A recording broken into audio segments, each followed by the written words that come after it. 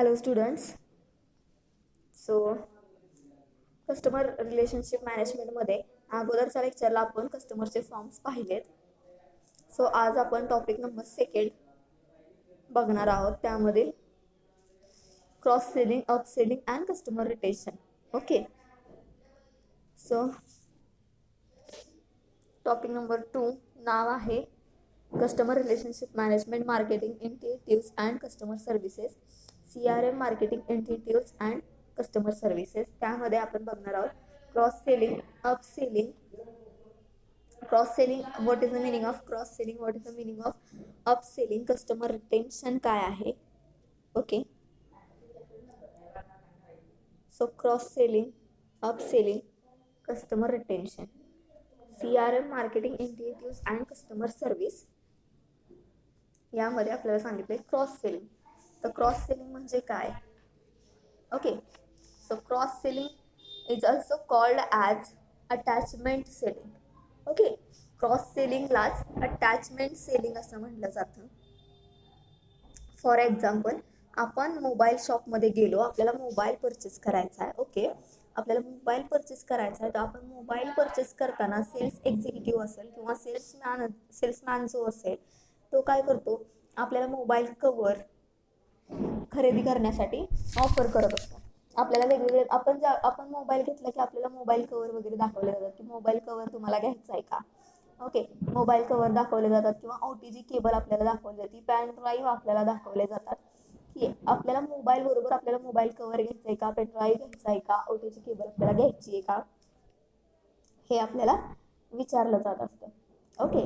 म्हणजेच cross selling म्हणजे एका प्रॉडक्टशी रिलेटेड असणारं दुसरं प्रॉडक्ट सेल केलं जात असतं इथं. म्हणजेच basically it is selling for a complimentary product with a primary product. Okay. Basically it is selling for a complimentary product with a primary product. म्हणजे मोबाईलशी रिलेटेड असणारे प्रॉडक्ट दुसरे सेल करण्याचा प्रयत्न क्रॉस सेलिंग मध्ये केला जात असतो. ओके. त्याचबरोबर दुसरं एक्झाम्पल म्हणजे ज्या वेळेला आपण एकदा हॉटेलमध्ये जातो, जसं की KFC असेल, KFC मध्ये आपण जर गेलो आणि आपण एखादा बर्गर ऑर्डर केला, तर त्या बर्गर बरोबर आपल्याला काय काय मिळतं, तर आपल्याला फ्रेंच फ्राईज त्याच्यासोबत येतात. त्याच्यासोबत घेण्यास आपल्याला कन्व्हिन्स केलं जातं. कोकची ऑफर आपल्याला त्याच्याबरोबर दिली जाते. ओके.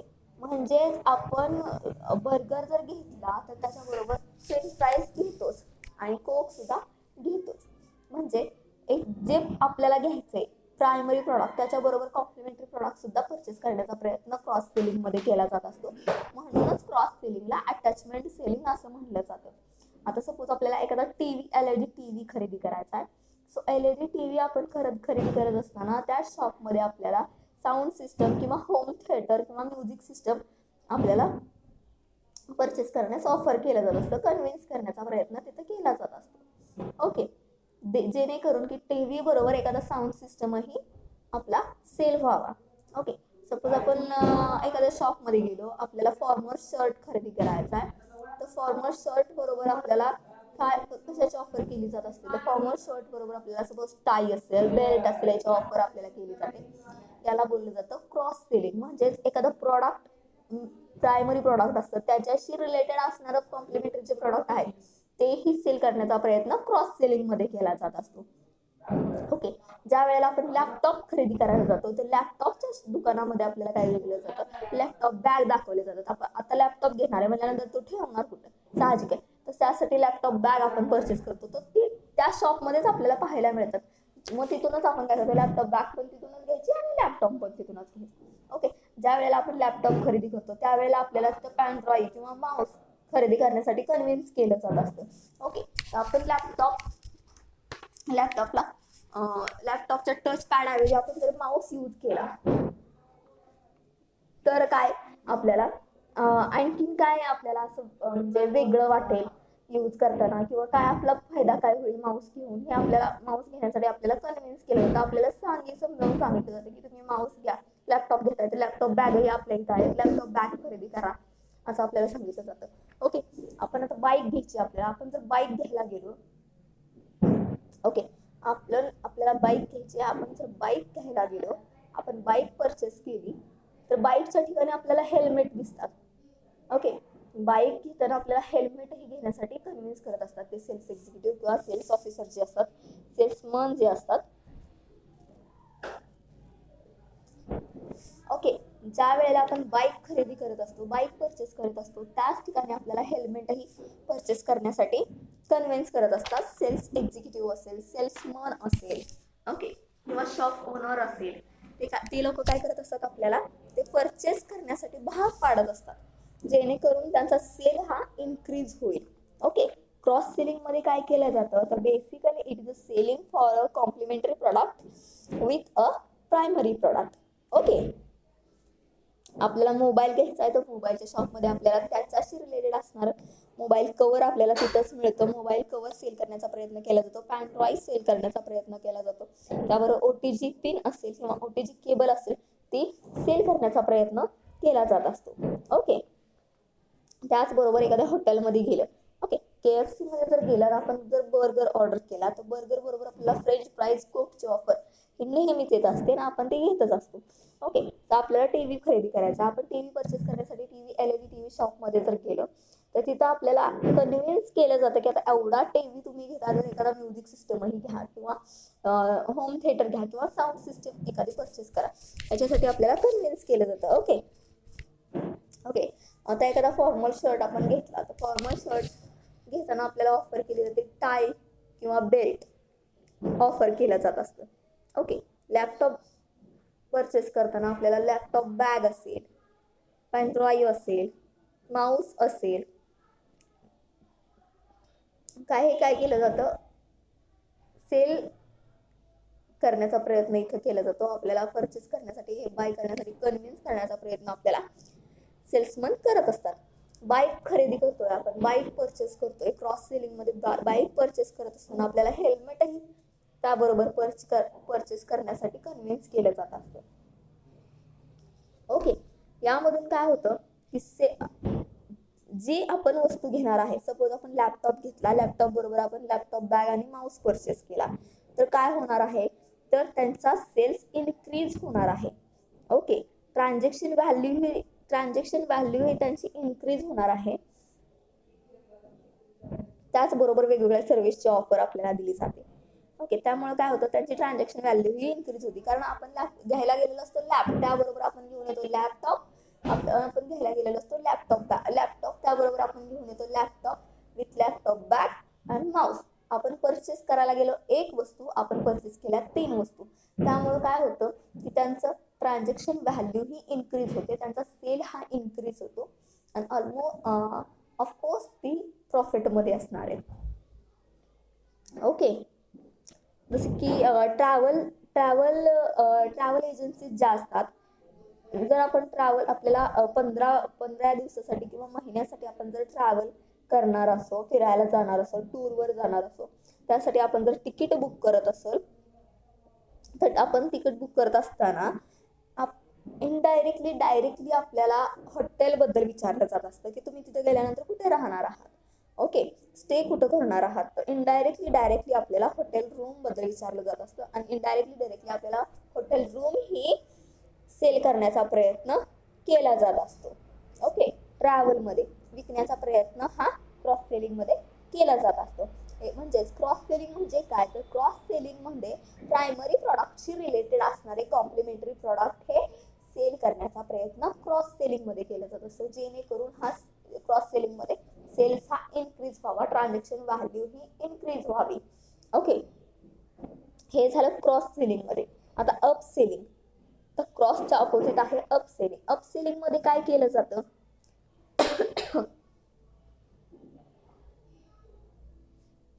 अप सेलिंग मध्ये सेलिंग ऍडिशनल प्रोडक्ट टू अन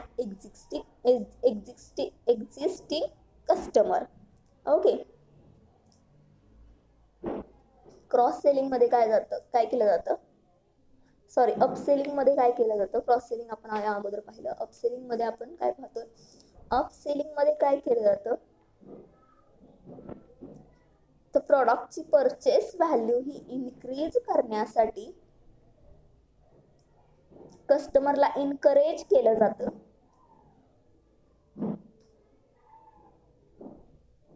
कस्टमरला इनकरेज केलं जातं to purchase high value why you should buy a product.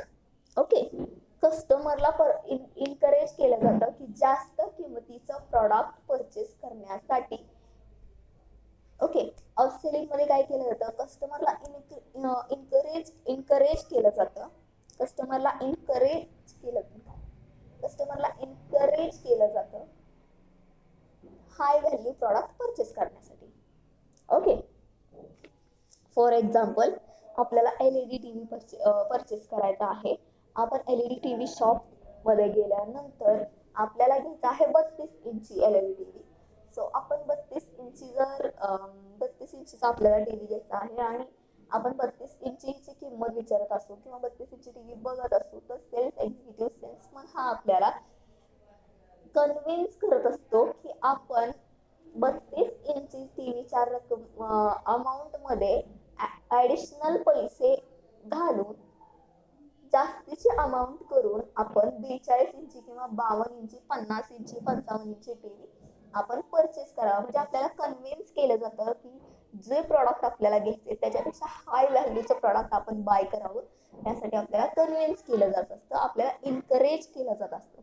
Okay, suppose आपल्याला 10,000चा मोबाईल परचेस करायचा, त्यासाठी आपण मोबाईलच्या शॉप मध्ये गेलेलो आहोत. तर 10,000 ऐवजी आपल्याला 15,000 वाला फोन दाखवला जाणार की ज्याच्यामध्ये 5,000 रुपये फक्त एक्स्ट्रा घालायचे, पण फीचर्स जे मिळणार आहेत ते 10,000 वाल्या फोन पेक्षाही जास्त बेटर असणार आहेत.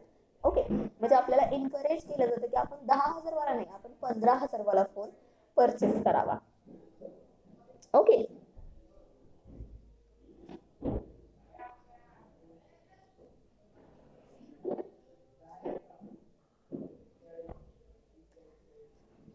अपसेलिंग मध्ये सेल्स इन्क्रीज करण्यासाठी कस्टमरला इनकरेज केलं जात असतं. आणि फॉर एक्झाम्पल सांगायचं बोललं तर आपण एखाद्या हॉटेलमध्ये गेलो, आपण KFC मध्ये गेलो, आपण बर्गर ऑर्डर केला. ओके, बर्गर ऑर्डर केला तर बर्गर ऐवजी आपण फ्रेंच फ्राईज, कोक आणि bigger size of burger with dessert हे ऑर्डर करण्यासाठी आपल्याला इनकरेज केलं जातं, आपल्याला कन्व्हिन्स केलं जातं. ओके, त्याच्या ऐवजी तुम्ही हे घ्या, क्वांटिटी जास्त आहे, क्वालिटी तर आहेच.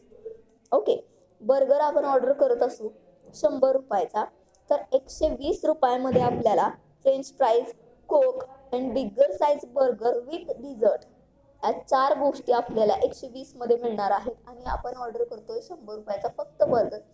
आपल्याला जर समजलं की 120 मध्ये एवढ्या 4 गोष्टी आहेत तर साहजिक आपण 4 गोष्टी ऑर्डर करणार आहोत 120 म्हणजे 20 रुपये एक्स्ट्रा पे करून.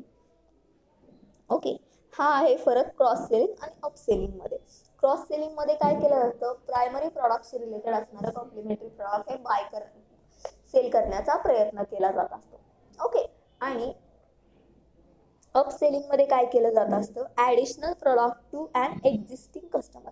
Okay, selling additional product to an existing customer.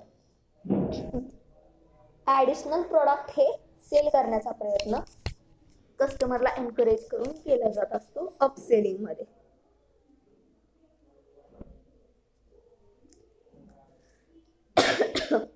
Okay, so cross selling and upselling अतिशय महत्त्वाच्या दोन्ही कन्सेप्ट आहेत. क्रॉस सेलिंग मध्ये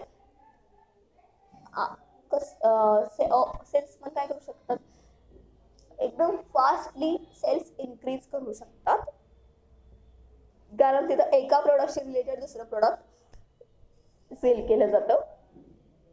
आणि अपसेलिंग मध्ये एका प्रोडक्ट ऐवजी तुम्ही दुसरं प्रोडक्ट का बाय करायचं याच्यासाठी कस्टमरला एनकरेज केलं जातं. ओके,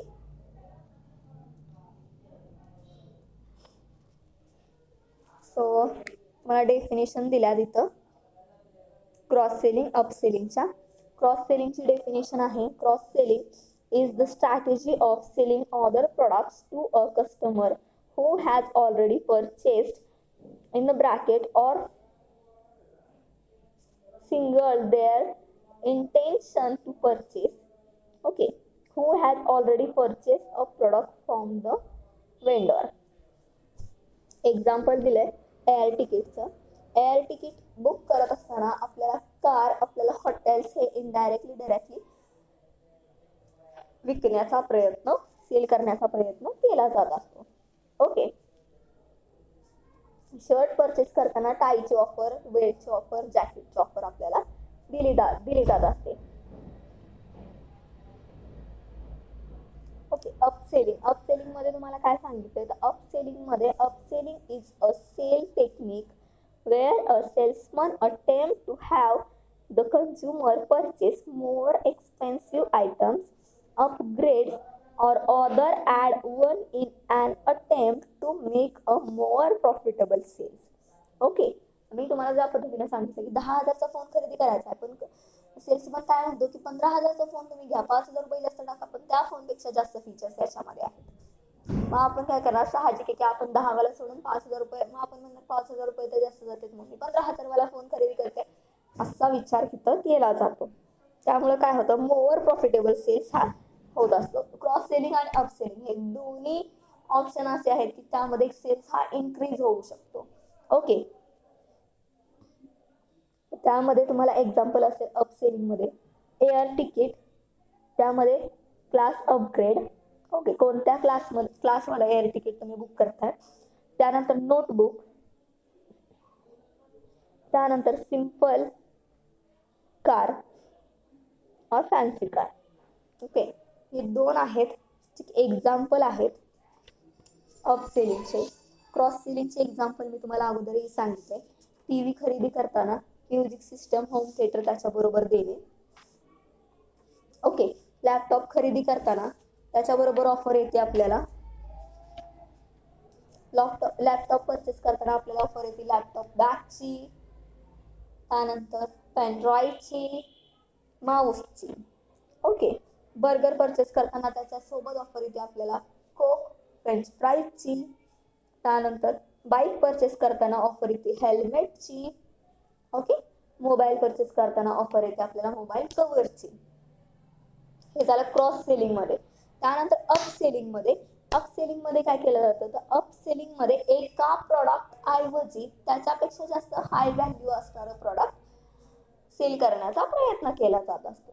त्यामध्ये घ्यायचा आपल्याला, परचेस करायचा आपल्याला 32 इंची एलईडी टीव्ही, परंतु त्याच्यामध्ये आणखी 5,000 रुपये जास्त ऍड करा आणि तुम्ही 42 इंचीचा एलईडी टीव्ही परचेस करू शकता, असं सांगितलं जातं. इनकरेज केलं जातं कस्टमरला की हाय व्हॅल्यू ऑफ प्रोडक्ट कसं ते परचेस करेल. ओके, या दोन्ही पद्धतीनं सेल्स हा इन्क्रीज करता येतो कस्टमर रिलेशनशिप मॅनेजमेंटमध्ये. आणि कस्टमर रिलेशनशिप मॅनेजमेंट मधल्या या दोन्ही कन्सेप्ट ज्या आहेत त्या अतिशय इम्पॉर्टंट असणारे कन्सेप्ट आहेत. आता आपण काय पाहिलं, definition, cross selling, up selling. Okay, त्याच्यानंतर आपण इथं बघा तुम्हाला सांगितलंय स्लाइड वरती cross selling and up selling, who, what, when, where and how. Okay, who यामध्ये काय सांगितलंय तुम्हाला, identify the customer or a cluster for a better approach. Then present relevant offer based on his buying history and or social demographic characteristics. Okay,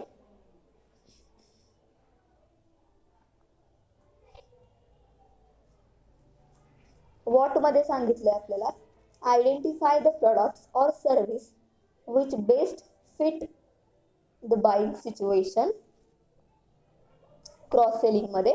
up selling मध्ये सांगितलंय आपल्याला, constantly analyse buying behaviour in order to identify new trends. Okay, predictive models.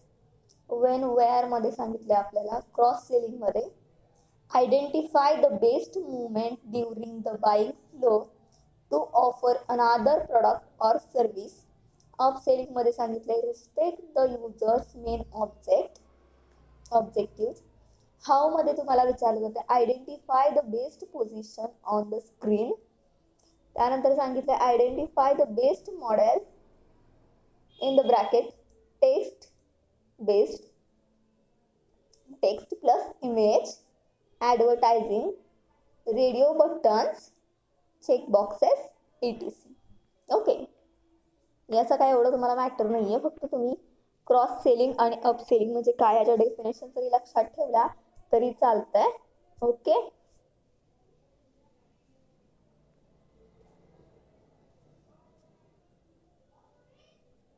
आपण आता पाहिलं cross selling म्हणजे काय, up selling म्हणजे काय, क्रॉस सेलिंग मध्ये काय येतं, अप सेलिंग मध्ये काय येतं, कस्टमरला कशा पद्धतीने एनकरेज केलं जातं, कस्टमरला कशा पद्धतीने कन्व्हिन्स केलं जातं. Okay, so then we are study point of customer retention.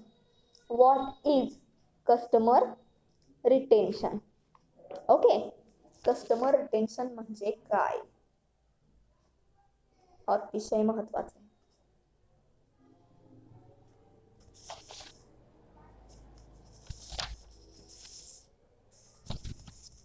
आता बघा कस्टमर रिटेन्शन, अगोदरच्या एका पॉइंट मध्ये आपण कस्टमर रिटेन्शनचा हा पॉइंट एकदम शॉर्ट मध्ये पाहिलाय.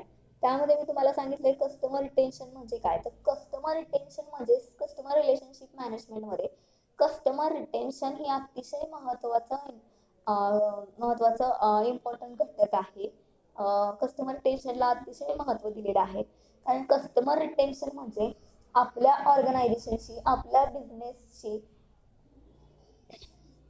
आपली जी बिझनेस फर्म असेल त्याचे जे लॉयल कस्टमर असतात, एकनिष्ठ कस्टमर असतात, ते कस्टमर हे आपला ब्रँड सोडून दुसऱ्या ब्रँडकडे गेले नाही पाहिजे. त्यासाठी कस्टमरला बांधून ठेवणे, एक प्रकारे कस्टमरला आपल्याकडेच आले पाहिजे. यासाठी कस्टमर रिटेन्शन म्हणजे कस्टमर हे आपल्याकडून दुसरीकडे गेले नाही पाहिजेत, कस्टमरला बांधून ठेवणे एक प्रकारे. ओके, त्यासाठी काय केलं जातं, CRM मध्ये, कस्टमर रिलेशनशिप मॅनेजमेंट मध्ये काय करावं लागतं, तर मोठमोठ्या कंपन्या ज्या आहेत ते आपले जे लॉयल कस्टमर आहेत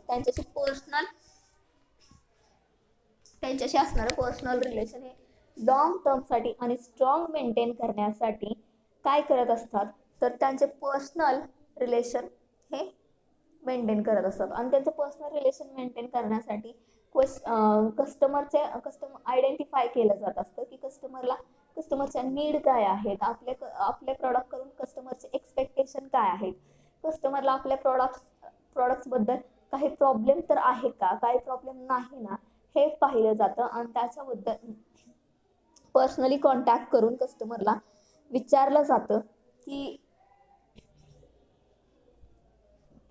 सर्व्हिस बद्दल विचारलं जातं, पर्सनली सर्व्हिस त्यांना प्रोव्हाइड केली जात असते प्रॉडक्टची. ओके, कस्टमरला त्यांच्या नीड काय आहेत हे विचारलं जात असतं. आता मोठमोठ्या ज्या कंपन्या आहेत त्यांची कस्टमरची संख्या जी असते ती मोठ्या प्रमाणात लार्ज असते, कस्टमरची संख्या ही अतिशय मोठ्या प्रमाणात असते. तर साहजिक की प्रत्येकाला प्रायव्हेट सर्व्हिस देणं हे इम्पॉसिबल आहे. त्यासाठी प्रायव्हेट त्यांना क्वेश्चन विचारण्यासाठी काय केलं जातं, तर मोठमोठ्या कंपन्या आपले फेसबुक पेजेस असतील, सोशल मीडियाद्वारे त्यांच्याशी कॉन्टॅक्ट करत असतात. फेसबुक पेजेस असतील, इंस्टाग्राम पेजेस असतील, त्याच्यानंतर ट्विटर असेल, याद्वारे त्यांना कस्टमरला त्यांच्या नीड, त्यांचे एक्सपेक्टेशन प्रॉडक्ट्स कडून असणारे हे विचारलं जातं आणि त्यांना पर्सनली तिथं रिप्लाय दिला जात असतो. ओके, कस्टमर रिटेन्शन मध्ये. सो कस्टमर रिटेन्शनची डेफिनेशन, तुम्हाला कस्टमर रिटेन्शन म्हणजे काय हे तर तुम्हाला समजलं असेल की आपलं जे लॉयल कस्टमर, आपले जे एकनिष्ठ कस्टमर आहेत, जे की कितीही प्रॉडक्टची प्राइस वाढली तरी दुसऱ्या प्रॉडक्टकडे जाणार नाही, त्या कस्टमरला एक पद्धतीने बांधून ठेवणे, एक पद्धतीनं ते कस्टमर आपला ब्रँड सोडून दुसऱ्या ब्रँडकडे गेले नाही पाहिजेत. ओके, त्याला कस्टमर रिटेन्शन असं म्हणलं जातं. आता कस्टमर रिटेन्शनची डेफिनेशन काय आहे, customer retention refers to a company ability to turn customers into repeat buyers and prevent them from switching to a competitors. As a performance metric, it indicates whether your products and the quality of your service please your existing customers. It's also the lifeblood of most subscription based companies and service provider. Okay, कस्टमरला the best service provide करणं हे कंपनीचं काम असतं. Customer हा आपल्याला मिळत असणारी प्रॉडक्टची सर्व्हिस ही कशा पद्धतीची आहे हे पाहून दुसऱ्या प्रॉडक्ट्सकडे आपण जायचं की नाही हे ठरवत असतात. त्यासाठी कस्टमरला दिली जाणारी सर्व्हिस हे अतिशय चांगल्या पद्धतीचे असणं आणि वेळेवर ती सर्व्हिस त्या कस्टमरला मिळणं अतिशय महत्वाचं असतं कस्टमर रिटेन्शन मध्ये. ओके, जेणेकरून ते कस्टमर रिपीट आपल्या इथं प्रॉडक्ट परचेस करण्यासाठी यावेत हा विचार इथं केला जात असतो. Okay, so customer retention refers to the ability of a company or product to retain its customers over some specific period. Okay, specific period मध्ये कस्टमर हा आपल्या प्रॉडक्टकडे रिपीट आला पाहिजे, रिटर्न आला पाहिजे. High customer retention means customer of the product or business tend to returns to continue to buy or in some other way not defect to another product or business. Okay, काय सांगितलंय की high customer retention म्हणजे the product किंवा business tend to return to continue to buy. त्या बिझनेसकडे कस्टमरनी continue return येणं purchase करण्यासाठी प्रॉडक्ट हे महत्वाचं आहे की जेणेकरून त्याने दुसऱ्या अनादर प्रॉडक्टकडे जाऊ नये. Okay, selling organization generally attempt to reduce customer defections. Selling organization generally attempt to reduce customer defections.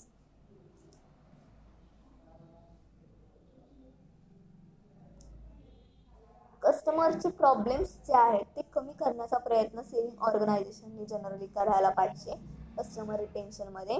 Customer retention starts with the first contact an organization has with a customer and continuous throughout the entire lifetime of a relationship, and successful retention efforts take this entire life cycle into account.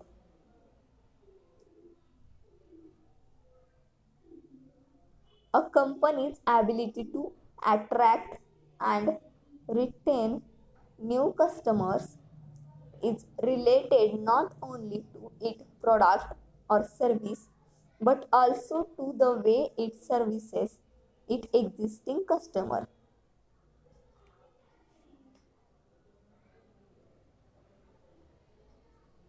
The value of the customers actually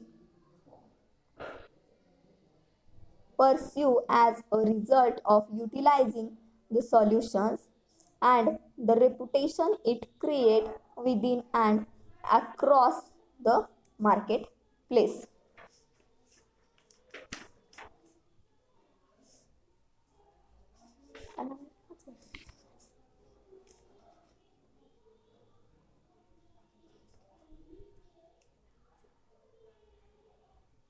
successful customer retention involve. लक्ष द्या, successful customer retention मध्ये काय involve होतं? More than giving the customer what they expect. त्याच्यामध्ये customer काय expect करतो आपल्या products कडून नक्की हे त्याच्यामध्ये कन्सिडर केलं जातं. Generally loyal advocate of the brand might mean existing customer expectation creating customer loyalty, put customer value rather than maximizing profits and shareholder value at the center of business strategy. The key differentiation in a competitive environment is often the delivery of a consistently high standard of customer service. Furthermore, in the emerging world of customer success, retention is a major objective and काय सांगितलं तुम्हाला, customer successful retention मध्ये काय involve केलं जातं, तर customer काय expect करतो आपल्या प्रॉडक्ट करून याचा विचार इथं केला जात असतो. Okay,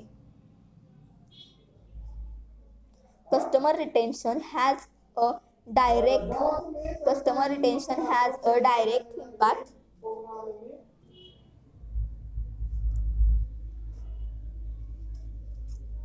okay. So customer retention मध्ये एवढंच लक्षात ठेवा की कस्टमर रिटेन्शन मध्ये काय इन्व्हॉल्व केलं जातं, तर कस्टमर रिटेन्शन मध्ये कस्टमरचे एक्सपेक्टेशन काय आहे, कस्टमरचे नीड काय आहेत, कस्टमर चे प्रॉब्लेम्स काय आहेत आपल्या प्रॉडक्ट कडून हे लक्षात घेऊन ते प्रॉब्लेम्स रिड्यूस करण्याचा प्रयत्न केला जातो. Okay, so customer retention has a direct impact on profitability. Customer retention has a direct impact on profitability. Research by John Fleming. Customer रिटेन्शनचा डायरेक्ट इम्पॅक्ट हा प्रॉफिटवर पडत असतो. साहजिक आहे की कस्टमर रिटेन्शनचा डायरेक्ट इम्पॅक्ट हा आपल्या प्रॉफिटवर होणार आहे, कारण की जे कस्टमर आपले लॉयल कस्टमर असतात, एकनिष्ठ कस्टमर असतात, ते कस्टमर आपला ब्रँड सोडून दुसऱ्या ब्रँडकडे गेले तर साहजिक आहे की आपला प्रॉफिट कमी होणार आहे. त्यासाठी कस्टमर रिलेशनशिप मॅनेजमेंटमध्ये बिझनेसने, ऑर्गनायझेशनने जे की आपले लॉयल कस्टमर आहेत ते कस्टमर आपल्या कंपनीशी एकनिष्ठ राहण्यासाठी त्यांना पर्सनल सर्व्हिस देणं अतिशय महत्त्वाचं असतं. ती सर्व्हिस प्रोव्हाइड करणं अतिशय महत्त्वाचं असतं. ती सर्व्हिस प्रोव्हाइड करताना ती सर्व्हिस राईट टाईममध्ये, राईट प्लेसमध्ये प्रोव्हाइड होणं अतिशय महत्त्वाचं असतं. त्यामुळं कस्टमर हे अगेन अँड अगेन आपल्या त्या प्रॉडक्टकडे रिटर्न बाय करण्यासाठी येत असतात. कस्टमर आयडेंटिफाय केलं जातं की कस्टमरचे नीड काय आहेत, कस्टमरचे प्रॉब्लेम काय आहेत ते कमी करण्याचा प्रयत्न केला जातो. कस्टमरचे एक्सपेक्टेशन काय आहेत प्रॉडक्टकडून ते इन्क्रीज करण्याचा प्रयत्न केला जात असतो. Customer retention has a direct impact on profitability. Research by John Fleming and Jim Asplund indicate that engaged customer generate time more revenue than normal customer, while having engaged employee and engaged customers return a revenue gain of 3.4 times the norm. Okay, लक्षात फक्त एवढंच ठेवा की customer retention मध्ये काय involve केलं जातं. तर कस्टमर रिटेन्शन मध्ये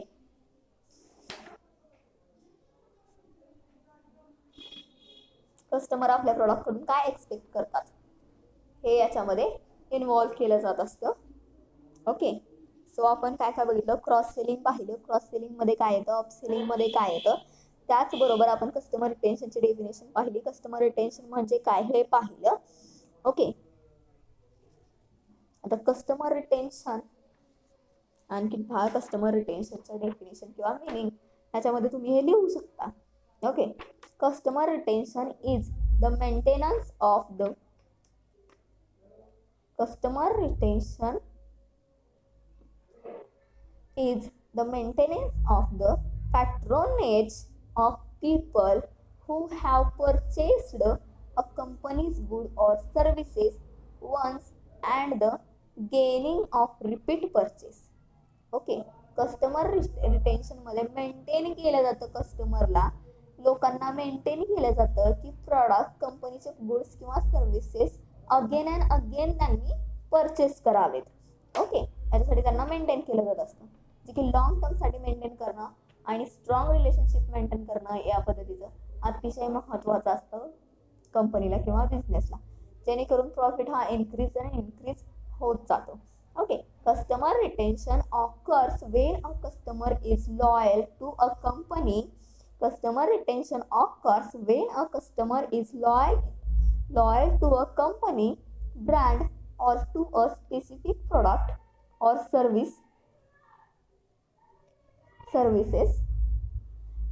expressing long-term commitment and refusing to purchase from competitors.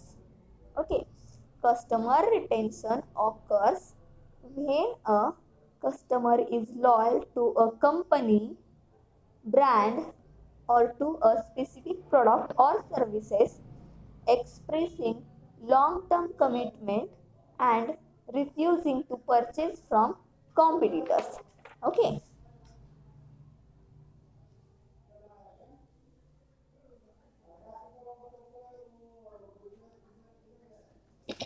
आता नंतर काय बघणार आहोत आपण, customer Y care about customer retention.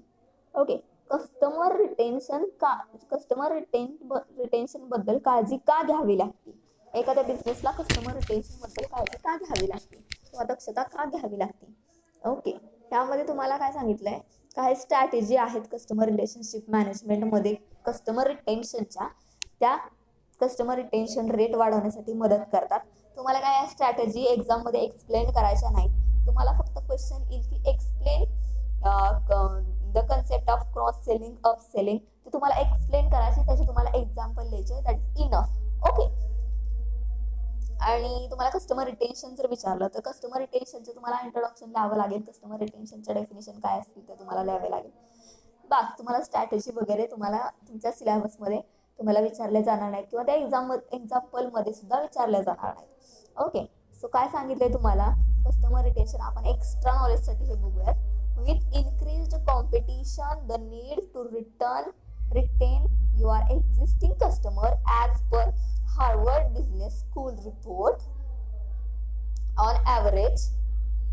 Okay, increasing customer retention rate by 5%, increase profit by 25% to 95%. बापरे, कस्टमर रिटेन्शनचा रेट हा हार्वर्ड बिझनेस स्कूलच्या रिपोर्टनुसार ऑन ॲव्हरेज त्यांनी काढलंय की जर कस्टमर रिटेन्शनचा रेट हा 5%, 5% इन्क्रीज होत असेल तर कंपनीचा प्रॉफिट हा 25% ते 95% पर्यंत इन्क्रीज होत असतो. मग लक्षात घ्या की कस्टमर रिटेन्शन हे किती महत्वाचं आहे बिझनेसमध्ये. जे customer again and again purchase product करत असतील येऊन, तर ते कस्टमर आपले लॉयल कस्टमर असणार आहेत आणि त्या कस्टमरमुळं ते customer again and again purchase करतात प्रॉडक्ट, त्यांच्यामुळं काय होणार आहे, आपला जो सेल्स असणार आहे तो वाढणार आहे. सेल्स जर वाढत असेल तर आपला प्रॉफिट वाढणार आहे, आपला प्रॉफिट जर वाढत असेल तर आपला बिझनेस हा आपोआप ऑटोमॅटिकली एक्सपांड होणार आहे.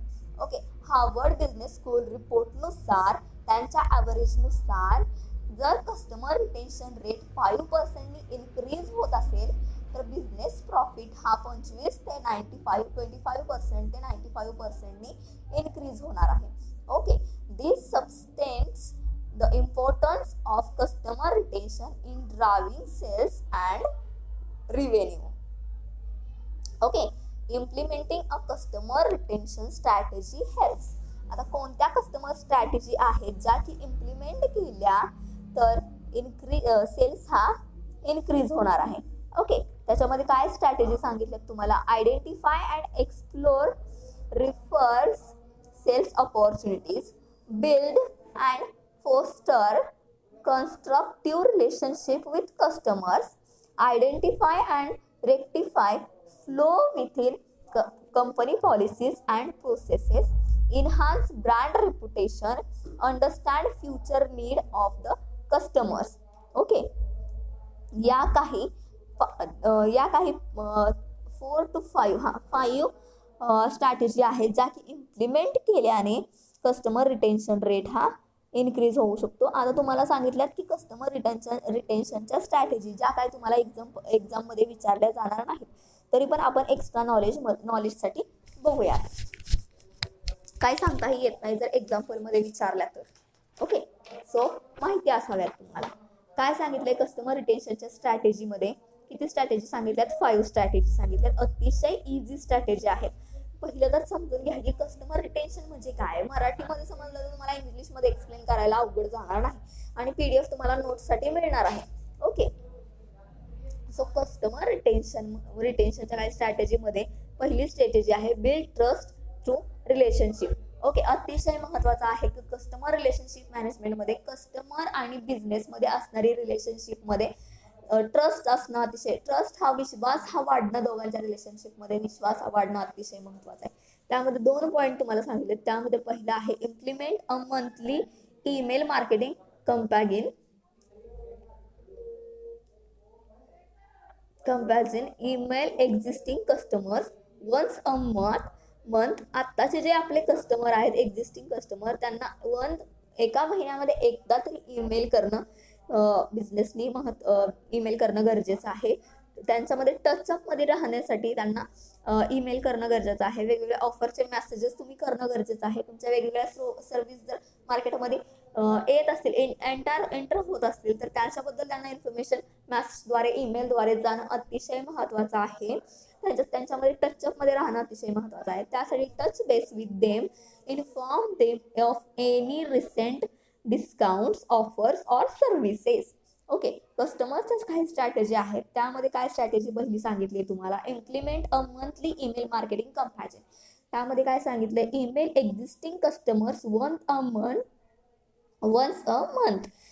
एका मंथमध्ये कस्टमरला तुम्ही एक तरी मेल करणं गरजेचं आहे. तुमच्या वेगवेगळ्या सर्व्हिस जर मार्केटमध्ये येत असतील तर त्या सर्व्हिसबद्दल त्यांना इन्फॉर्म करणं अतिशय महत्त्वाचं आहे. मग त्यामध्ये तुम्ही ईमेल करा किंवा तुम्ही त्यांना मेसेजेस करा.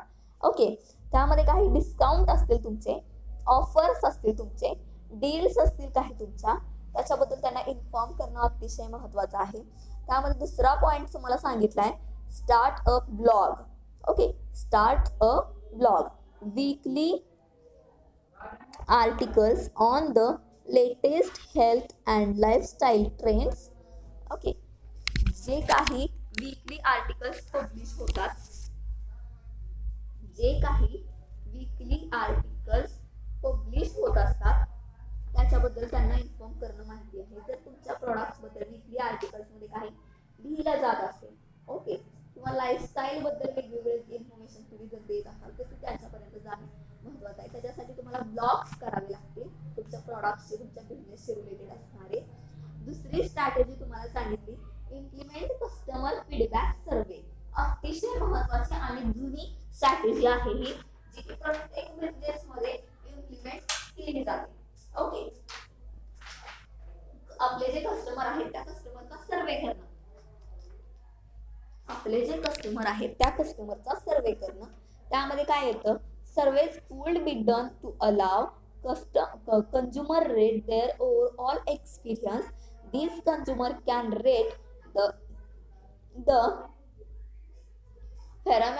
pharmacist supplier on the basis of time taken to deliver products delivered in the bracket genuine and state in which delivered. Okay, implement customer feedback survey. यामध्ये काय सांगितले की कस्टमरचे प्रॉडक्ट परचेस करतायत त्याबद्दल कस्टमरचा एक ओव्हरऑल एक्सपिरियन्स काय आहे, तो एक्सपिरियन्स या सर्वेमध्ये फीडबॅक मध्ये येणार आहे. त्या प्रोडक्ट्स बद्दल असणारा, त्या प्रोडक्ट्स बद्दल वेगवेगळे त्या प्रोडक्ट्स बद्दल होणारी डिलिव्हरी जी आहे त्या प्रोडक्ट्सची ती टाइम टू टाइम कशा पद्धतीने होते आहे त्या प्रोडक्ट्स बद्दल त्या फीडबॅक मध्ये येणार आहे. ओके, सो फीडबॅक कस्टमरचा असणं, तुमच्याकडे सर्वे असणं अतिशय महत्वाचं आहे. सर्वे मधून तुम्ही ऑन अन ॲव्हरेज काढू शकता की तुमचे लॉयल कस्टमर किती आहेत. ओके, ऑलरेडी लॉयल कस्टमर असतील किंवा एक्झिस्टिंग कस्टमर असतील किंवा पास्ट कस्टमर असतील किंवा पोटॅन्शियल कस्टमर जे की होणारे कस्टमर असतील, याचा सर्वांचा डाटा हा कस्टमर रिलेशनशिप मॅनेजमेंट मध्ये CRM मध्ये कॅप्चर केला जात असतो. ओके, सो थर्ड स्ट्रॅटेजी आहे स्ट्रॉंग कस्टमर सपोर्ट सिस्टीम.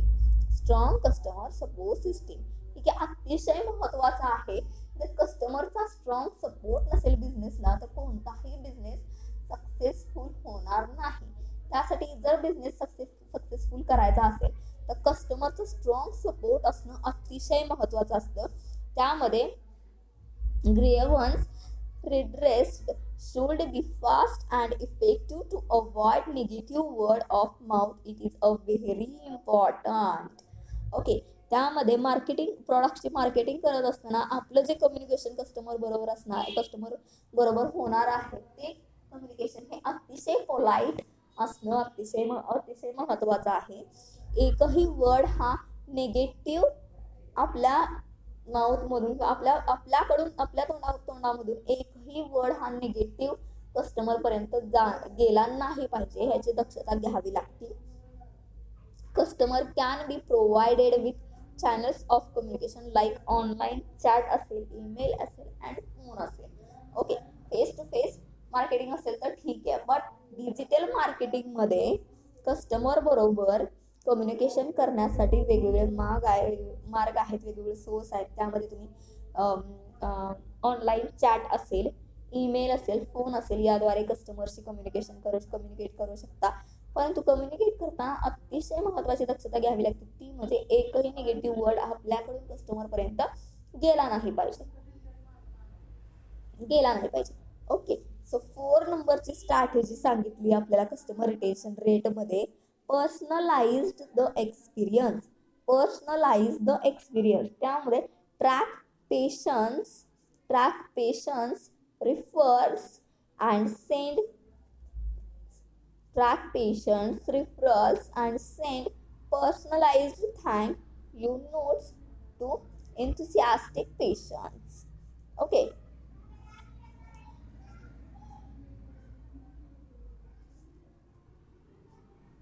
काही कस्टमरला ट्रॅक करून त्यांनी जर प्रॉडक्ट्स परचेस करत असतील तर त्यांना थँक्यू ही नोट्स त्यांना पाठवणं हे अतिशय महत्वाचं असतं. तर एखाद्या कस्टमरला थँक्यू जरी बिझनेसमॅननी किंवा ऑर्गनायझेशनने म्हणलं तर ते कस्टमर हे मोटिवेट होत असतात आणखी प्रॉडक्ट परचेस करण्यासाठी. ओके, सो 5 नंबरची स्ट्रॅटेजी सांगितली आहे referral programs.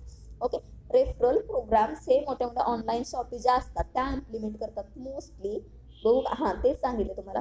Referrals help retain as well as gain new customer.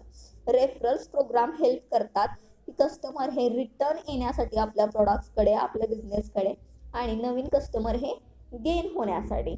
Okay, a referrals program similar to Amazon could be implemented. Okay, a referral program similar to Amazon could be implemented. Okay, so अशा या पद्धतीने 5 strategy तुम्हाला सांगितल्या ज्या की customer रिटेन्शनच्या आहेत. Customer retention हे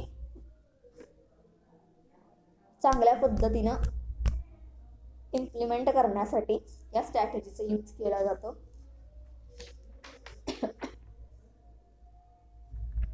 okay, so आपण आजच्या लेक्चरमध्ये पाहिले what is customer retention definition काय असते, त्यानंतर what is cross selling, what is up selling.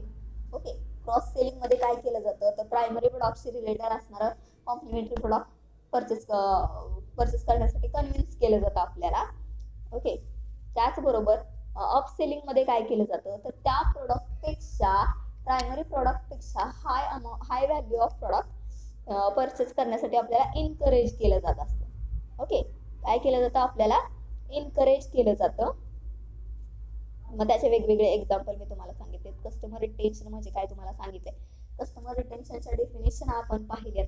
त्यानंतर कस्टमर रिटेन्शन म्हणजे काय हे आपण पाहिले. त्यानंतर कस्टमर रिटेन्शन हे का महत्वाचं आहे किंवा त्याच्याबद्दल का काळजी जास्त घ्यावी लागते बिझनेसला ते आपण पाहिले. कस्टमर रिटेन्शनच्या स्ट्रॅटेजी आहेत 5 आहेत, अतिशय सोप्या आणि अतिशय इझी लँग्वेज मध्ये स्ट्रॅटेजी आहेत. त्या स्ट्रॅटेजी आपण पाहिल्यात कस्टमर रिटेन्शनच्या. ओके,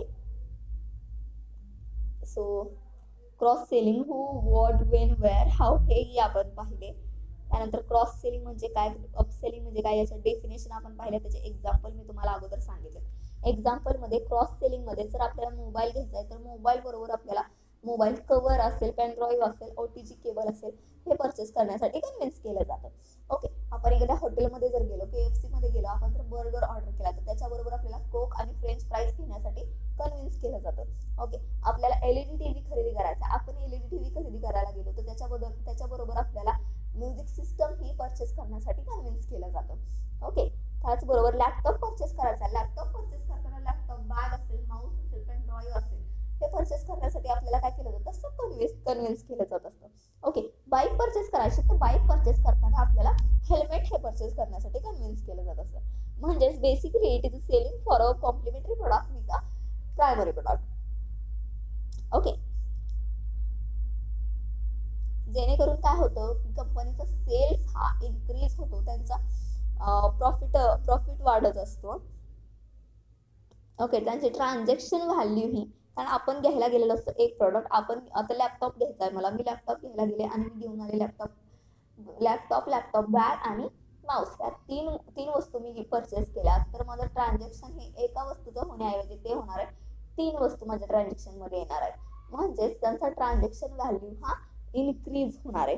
ओके, त्यांचा ट्रान्झॅक्शन व्हॅल्यू हा इन्क्रीज होणार आहे. अपसेलिंग मध्ये काय केलं जातं की त्या प्रायमरी प्रोडक्ट्स पेक्षा हाय व्हॅल्यू असणारी प्रॉडक्ट ही परचेस करण्यासाठी आपल्याला कन्व्हिन्स केलं जात असतं किंवा आपल्याला इनकरेज केलं जात असतं.